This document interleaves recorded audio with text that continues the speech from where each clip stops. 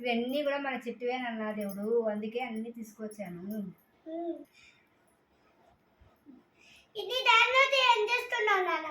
వీటన్నిటిని కట్ చేసి నీట్గా పచ్చడి పెట్టుకుందాం నాన్న. మన చెట్టుకాయలు కదా, అందుకని మనం పచ్చడి పెట్టుకుందాం. మన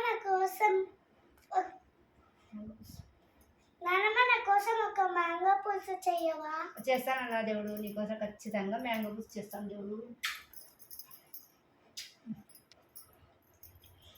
థ్యాంక్ యూ నానమ్మ. ఐ లవ్ యూ చిన్ని నాన్న. ఐ లవ్ యూ టు నానమ్మ. మామిడికాయ పులుసు తయారు చేసుకునే విధానము: ఒక పుల్లటి మామిడికాయను తీసుకోవాలి. పుల్లటి మామిడికాయకైతే రెసిపీకి తగిన పులుపు. ఈ పుల్లటి మామిడికాయను చిన్న చిన్న ముక్కలలాగా కట్ చేసుకోవాలి. రెసిపీకి కావాల్సిన ఇంగ్రీడియంట్స్: పుల్లటి మామిడికాయ ముక్కలు, 2 స్పూన్స్ బియ్యం పిండి, పోపు దినుసులు, ఎండుమిరపకాయలు. ఈ రెసిపీకి ఈ ఎండుమిరపకాయల కారమే సరిపోతుంది, వేరే కారం పొడి యూజ్ చేయాల్సిన అవసరం లేదు. కరివేపాకు, బెల్లం కొంచెం ఎక్కువగానే పడుతుంది, పసుపు, ఉప్పు. రెసిపీ తయారు చేసుకునే విధానము: ఒక మందపాటి గిన్నెలో 2-3 స్పూన్స్ ఆయిల్ వేసుకోవాలి. ఆయిల్ వేడవ్వగానే పోపు దినుసులు వేసుకోవాలి. పోపు దినుసులు చిటపటమన్నాక తుంచి పెట్టుకున్న ఎండుమిరపకాయ ముక్కలు వేసుకోవాలి. ఈ రెసిపీకి ఎండుమిరపకాయల కారమే సరిపోతుంది. తర్వాత కట్ చేసి పెట్టుకున్న మామిడికాయ ముక్కలన్నింటినీ వేసుకోవాలి. ఈ మామిడికాయ ముక్కలన్నింటినీ వేసుకున్న తర్వాత కొంచెం పసుపు యాడ్ చేసుకొని, పసుపు, పోపు దినుసులు మామిడికాయ ముక్కలకు పట్టేలాగా ఒకసారి అన్నింటినీ మిక్స్ చేసుకోవాలి.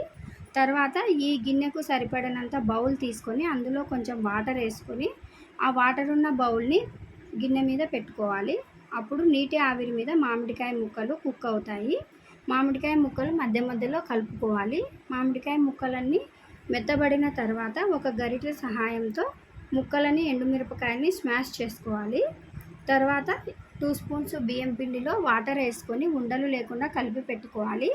ఈ బియ్యం పిండి వాటరే మనకు రెసిపీకి తగిన చిక్కదనాన్ని తెస్తుంది. తర్వాత ఉప్పు, బెల్లము వేసి ఒకసారి అన్నింటినీ కలుపుకోవాలి. రెసిపీకి సరిపడా వాటర్ వేసుకోవాలి. పులుసు కదా, కొంచెము లూజుగా చేసుకోవాలి.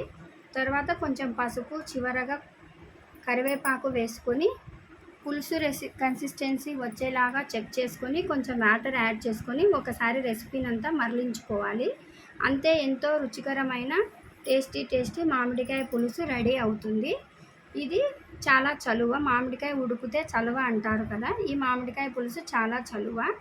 ఇది మా బాబుకి అయితే చాలా ఇష్టము, అందుకని వాళ్ళ నాన్నమ్మతో పెట్టించుకొని తింటూ ఉన్నాడు.